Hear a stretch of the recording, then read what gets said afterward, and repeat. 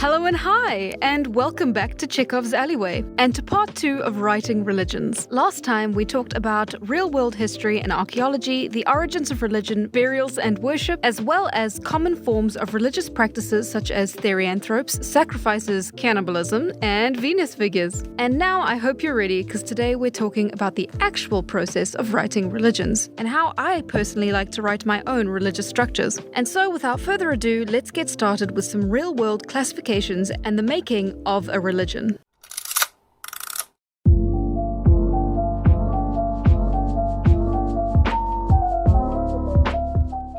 In the anthropological community, there are 4 main schools of thought regarding the birth of religions, and 2 today are a matter of very calm and rational discourse with many anthropologists. The first school of thought is the meteorological school, which traces the divinities of the various pantheons to simple deifications of natural phenomena that could not be explained in a scientific way, such as storms, wind, the sun, and the moon, etc. Like the idea of Thor being a deity created to explain lightning and thunder. This school is the oldest of the 4, but later some anthropologists have snubbed it a bit because it is too reductionist and largely oversimplified. The second, which established itself at the end of the 1800s, is the ritualist school. According to this school, the rites and rituals of a religion came first, as magical rituals aimed at trying to bend nature itself. A very present remnant of these rituals in the lives of many are modern superstitions. For the ritualistic school, these rites would have come first, and then later given rise to personified deities. For example, the lucky 4-leaf clover could, in 1,000 years, theoretically give rise to a goddess of luck based around the clover. The third is the functionalist school, but it can also be called the Marxist school. The idea was formed through research into Indo-European studies and placed the birth of the Indo-European religion as an extension of their caste system. The idea is that religion is a mirror of the life of its people, their institutions, and the way in which they survive. So the way of life came first, with the religion forming later as a way to justify the system.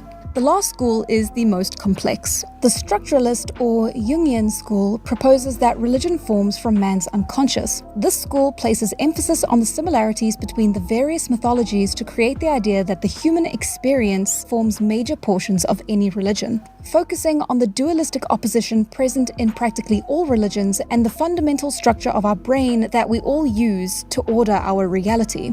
The presence of rooted archetypes such as mother and father, man and woman, and the clash between the older and newer generations. In this school, the study of religion is almost an extension of the study of human psychology and proposes that there are universal human truths that societies and religions defer to in the making of any religion. So, in summary, we have the 4 schools that respectively state that 1. Gods come from people explaining otherwise unknowable natural phenomena. 2. Rituals, rites, and superstitions come first, later forming deities and religions. 3. Social structures come first, with religion forming a mirror to those systems in order to justify their existence. And 4. Religions form as an extension of human psychology and the way we format information in our minds. And these are really great as quick rules to use when writing, since really you could use any one of these or more to write your own religion. And even if 1 or 2 of these schools conflict with one another, in reality, we cannot ignore any of them to understand how religions are born. The last 2 in particular are of fundamental importance, and I truly think if you want to create more 3-dimensional, in-depth deities, then you will have to go through these last 2 at the very least when creating your religion.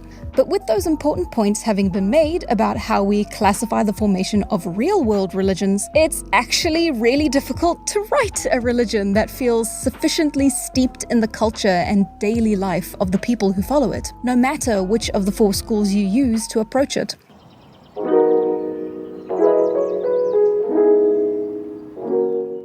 In writing, it's difficult to find what comes first, the god or the tradition, the philosophy or the plot, the lifestyle or the narrative you can weave it into. When writing religion into a story, I find there's simultaneously too much and not enough freedom. But ultimately, I think it's best to come up with the key points and themes in your plot before focusing on the religion, and do whatever you need to in order to get to that point in your writing. Then work on the most important and predominant parts of your world and story first, before moving on to the religion. This order of importance can change depending on how much of your story your religion is going to end up affecting. For example, if it's a central concept to your plot, you'll probably need to work on it a lot sooner than if it was just flavor text to the world building. For me personally, I like to start with either the story's themes or the core culture of the fictional society, and then use that to craft a philosophy that will be the center of the belief system. If you start with your story's themes, then you'll probably be presented with a set of challenges. Primarily, that coming up with a theme right off the bat when writing a story can be incredibly difficult, since you've got nothing to sort of grip onto in terms of characters or world. But it is also very freeing, and creating a theme first means you can build everything in your world around those themes, which can result in a unified, focused story and culture that can be incredibly satisfying to read if you pull it off with enough finesse. It's also hard to write any advice in this section other than, well, good luck. If you have the barest skeleton of a story idea or a particular character dynamic, or even just the spark of inspiration there, then break those small scraps that you have down into single ideas you can then rebuild into the theme. Honestly, that's all the advice I can give you. Godspeed, my friend.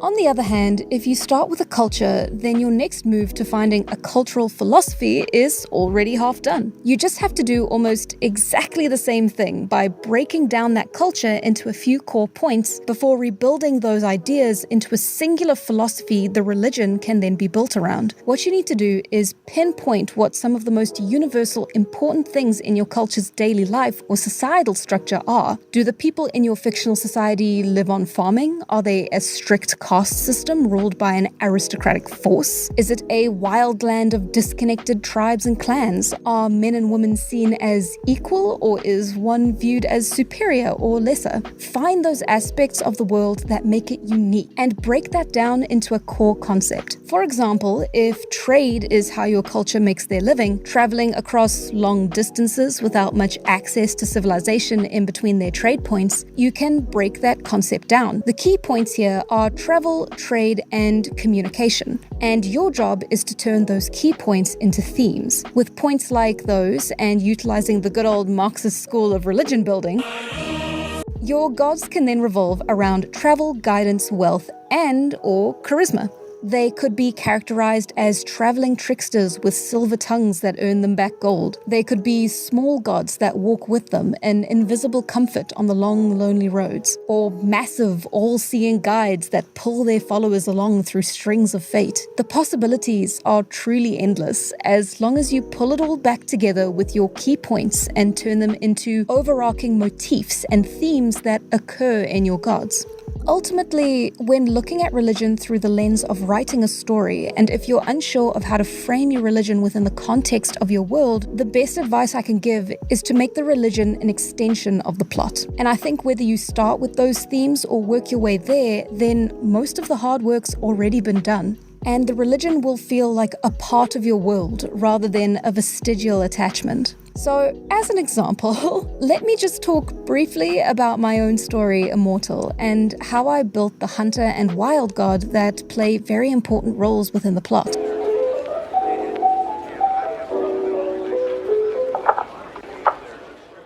If you watch my shorts, then you've almost definitely heard me talk about my gods before. So instead of jumping into an explanation on what these gods are characterized as, instead let's focus on the process. I personally started with the culture of the nomads and worked my way through into my key points: hunting, survival of the fittest, long distance travel, and prey and predator relationships. And then I leaned really hard into the hunting angle. I really tried to focus on getting the gods to mirror their worldview, and turning the two gods into a dichotomy matches with the ideas of the fourth structuralist school. Through my research, I came to the hesitant conclusion that the world is a lot crueler than what we first world modern day folks imagine in our well-lit homes with cozy beds and access to clean water. And the humans who came before us suffered a lot more than I think we realize. And that drastically affected the philosophy I built for the hunting hunters, because the world they lived in was really and truly merciless, and I wanted their worldview and philosophy to reflect that. And in doing so, the hunter and wild gods also changed somewhat to represent hope and disaster.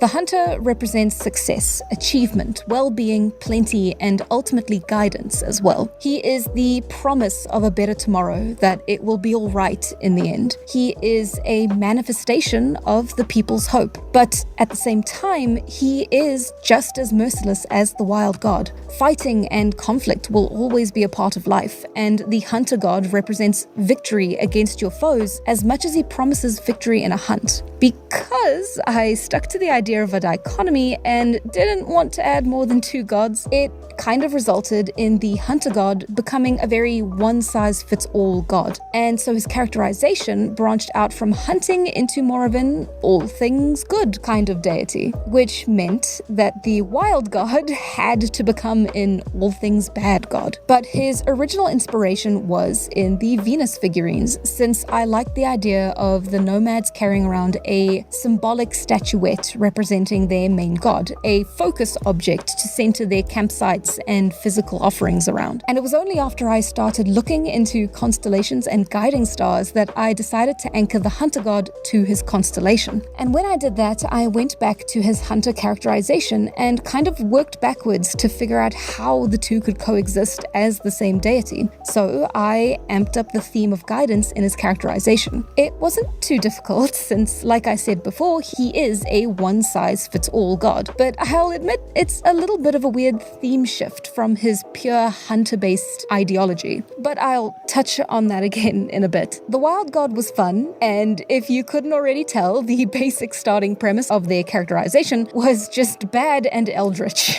But of course, there needed to be more shape there, so I worked a theme of chaos in. It's not unusual to have chaotic gods in mythology and fiction. For example, Egyptian mythology dealt a lot with the parallels of chaos and order, and through using this idea of chaos, I could work more with the overall actions the god is responsible for. After all, a villain isn't well written if it just sits on a throne doing nothing while the narrative insists it's bad. A good bad has an active negative impact on the characters' lives, and in this case, in the lives of those who believe in the wild god. And an easy way for me to do that was to blame the wild god for pretty much everything. Bad weather, bad hunts, droughts, famine, disease, and death. All the tragedies our nomads don't have the science or the knowledge to fully understand. Unfortunately, the wild god's origins are pretty unrealistic. Not only was its inspiration, the Dinophiles, extinct long before any documented signs of religion or the appearance of Homo sapiens at all, but we can't even be sure the hominids it hunted down would have had the ability to even comprehend abstract concepts like higher powers or deities. So it's very unrealistic for the wild god to represent this ancient predator. But here's the thing.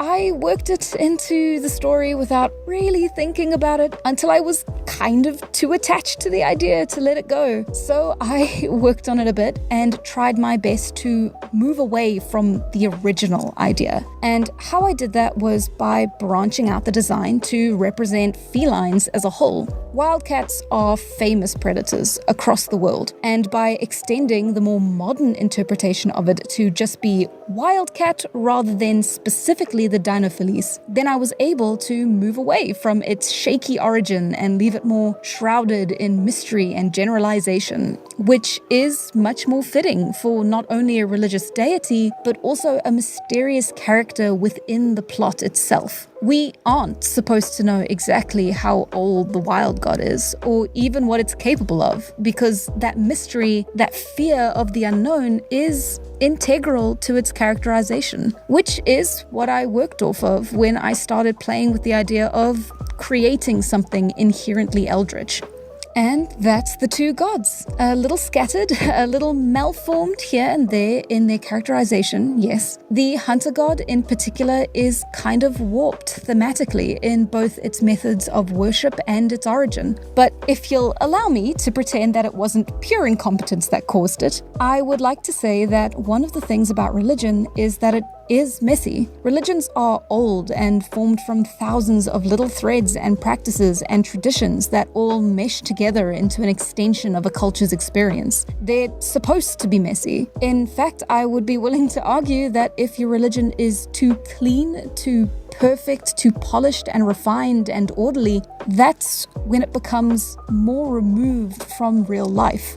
That only really happens when you get state-sanctioned myths like the founding of Athens or the Aztec creation myth. It's inherently unnatural to have a strictly clean narrative or a 3-act structure in both mythology and religion. Real religions are messy. They splinter and change and split and merge and are interpreted and reinterpreted until you can have multiple different kinds of the same exact belief that all hate each other because they interpret that same religion differently. As a writer, a good method for manufacturing this breathing of religion is to just play with as many ideas as possible and then keep all of them. You don't have to use them all, but if you want a patron god and also a travel god, then you can have them be the exact same god with 2 names and people disagreeing on the existence of either. You can have a god be grassroots and then stolen by an empire and absorbed into one of their own gods, and have people react both positively and negatively to that. You can have old draft versions of gods re-emerge as previous versions or alternate characterizations of them worshipped by small cults and or different cultural groups.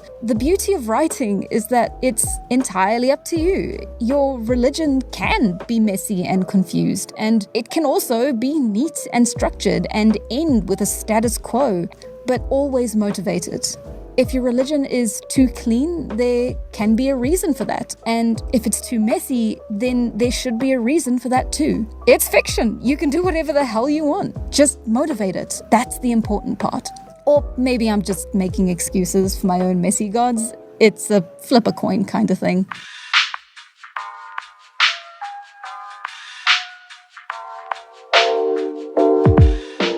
So yeah, that's all I can really say on the matter of religion for now. I'm definitely sure I'll come back with more though. There's obviously a lot more to it than just the core concepts and quote-unquote origins. I'll have to talk about pantheons and theocracies and daily life at a later date. But I hope for now this helps. If you have any ideas on videos or world-building concepts you'd like me to talk about in the future, I'd love to hear about it. So far, I've only really covered natural resources and map making, so it'd be cool to hear what you guys think is important or something you personally struggle with in writing and world building. And also, thank you to all of you guys for 1,000 subscribers. It's really cool. I also hope you guys don't see this video as set in stone rules to writing religion. It's definitely not. Writing is an incredibly personal process, and everyone's methods are a little bit different. I just talk about what works for me and hope that this video helps at least some of you who see it. And I also have a Patreon now. It's still fairly new, and there aren't that many benefits yet because, well, in all honesty, I have no idea what I'm doing. But if you would like to sign up to it, it would go a really long way to support these videos and the work that I do.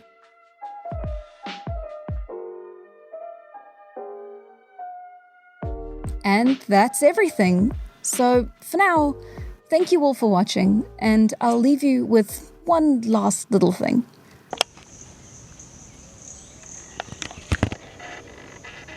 I think you could make the argument that to be human is to be capable of creating and forming relationships with the abstractions we see in between reality, to look at the world and find something more than the material, to search both within ourselves and the spaces between us to find reasons and answers for why and who we are. To be human is to stand in a forest and see something more, to personify the leaves and the branches and the ground beneath your feet, and breathe in air that somehow feels like life.